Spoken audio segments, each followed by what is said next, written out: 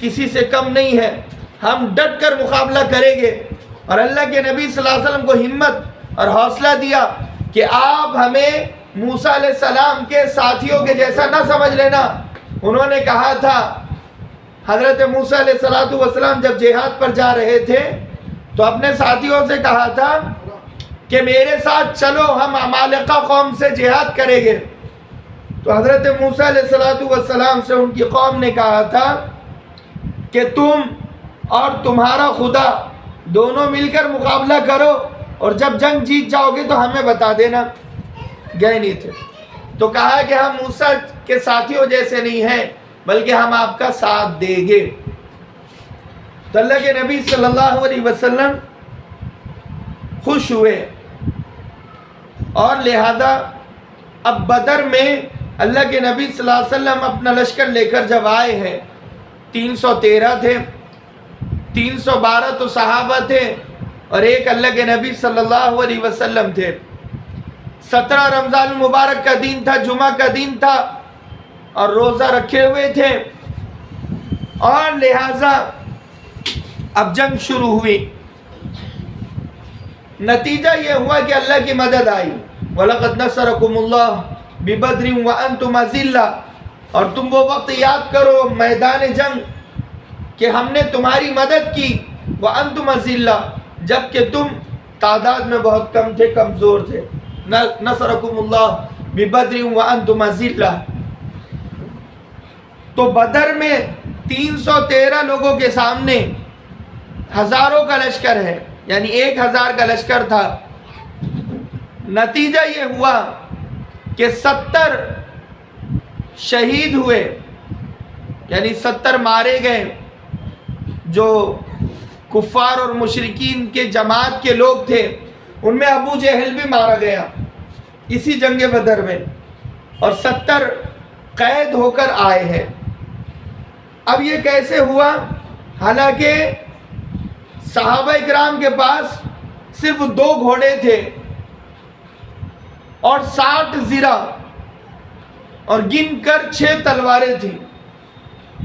6-8 تلوار 313 لوگوں میں ہو، اور 2-3 گھوڑے ہو، اور اونٹ زیادہ تر نہ ہو، اور سارے ہی کمزور ہو۔ صحابہ کرام فرماتے ہیں کہ کسی کے پاس پاؤں کے نیچے چپل ہوتی، کسی کے پاس نہیں ہوتی، کسی کے سر میں ٹوپی ہوتی، کسی کے سر میں نہیں ہوتی۔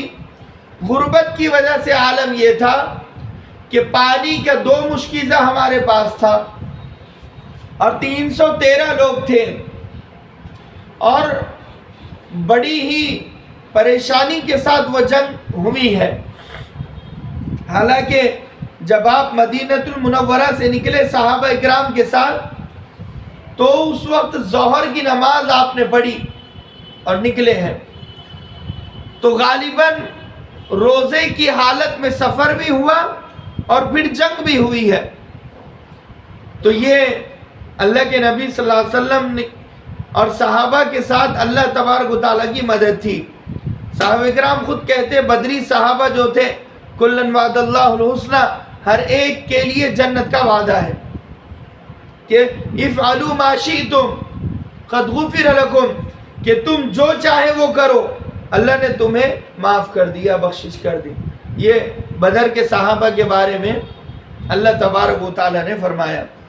تو لہذا بہت بڑی ان کی قربانی تھی، اور اس صورت میں صحابہ کے جذبے کی تعریف کی گئی، اور جو غلطیاں تھیں غلطیوں پر لہذا اشارتاً اس کی اصلاح کی گئی۔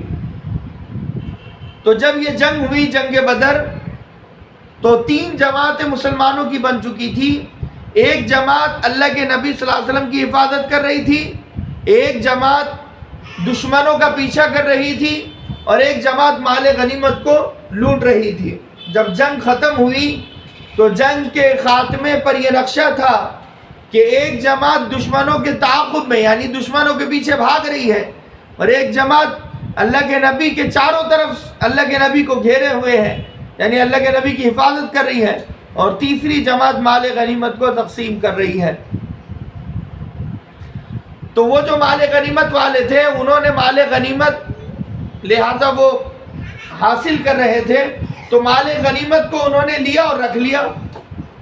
اب اختلاف یہاں پر شروع ہوا، صحابہ کی باقی دو جماعتیں کہنے لگی ہم دشمن کے پیچھے بھاگے اور ہم نبی کی حفاظت کر رہے ہیں، تم نے اکیلے نے کیسے قبضہ کر لیا، اکیلے نے مال غنیمت کو کیسے لے لیا؟ اور یہ مقدمہ اللہ کے نبی صلی اللہ علیہ وسلم کے پاس پیش ہوا۔ اللہ کے نبی سے کہا کہ اللہ کے نبی سارے ہی برابر شریک تھے جنگ میں، کیا مال غنیمت صرف اسی جماعت کو ملے گا جس جماعت نے مال غنیمت حاصل کیا، باقیوں کو کچھ بھی نہیں ملے گا؟ تو اللہ کے نبی صلی اللہ علیہ وسلم نے پھر مال غنیمت کس کو کتنا ملے گا وہ پورا بتایا ہے۔ تو یہ وہ سورہ ہے کہ اس میں جہاد اور مال غنیمت کے مسائل آئے ہوئے ہیں۔ یسألونک عن الانفال، اے میرے پیغمبر، میرے محبوب، یہ لوگ آپ سے مال غنیمت کے بارے میں پوچھتے ہیں، سوال کرتے ہیں۔ قل الانفال للہ والرسول، اے محمد صلی اللہ علیہ وسلم آپ کہہ دیجئے کہ اللہ اور اس کے رسول ہی کا مکمل اختیار ہے، اللہ اور اس کے رسول ہی کا فیصلہ چلے گا کہ یہ مال غنیمت کس کو کتنا کیسے ملے گا۔